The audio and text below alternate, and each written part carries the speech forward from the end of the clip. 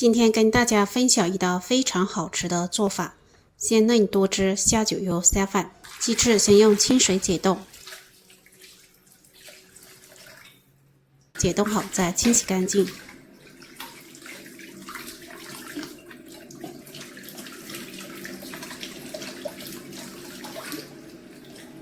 鸡翅再划上几刀，更容易入味。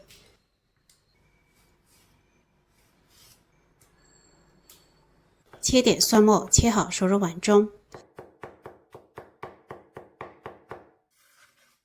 倒入半小包奥尔良腌料，1汤匙生抽，半汤匙料酒。再给鸡翅来一次免费的按摩服务，盖上保鲜膜，放冰箱冷藏腌制1晚上。家里的鹌鹑蛋来一点，给大家看看鹌鹑是长啥样的。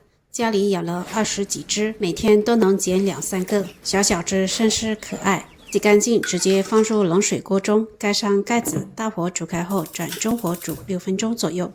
煮好直接捞出，过一遍凉水，更容易剥壳。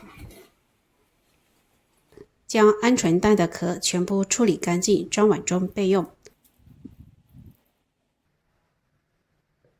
再来切2小个土豆，切好直接输入砂锅中。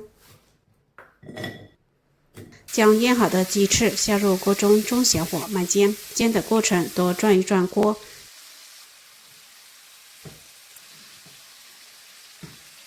煎至一面金黄，再翻另一面，直至煎至2面金黄就可以啦。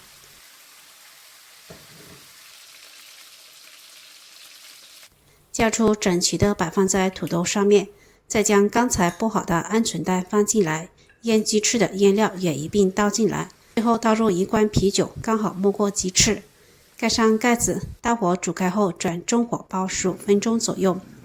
时间到，哇，好香呀！最后撒上点葱花和小米椒圈，点缀一下，咱们的啤酒鸡翅就做好了。这样做出来的鸡翅鲜嫩多汁，一点也不会柴，汤汁留点用来拌饭，超级香。好啦，这期视频就分享到这里，喜欢的朋友可以在家试一下，拜拜。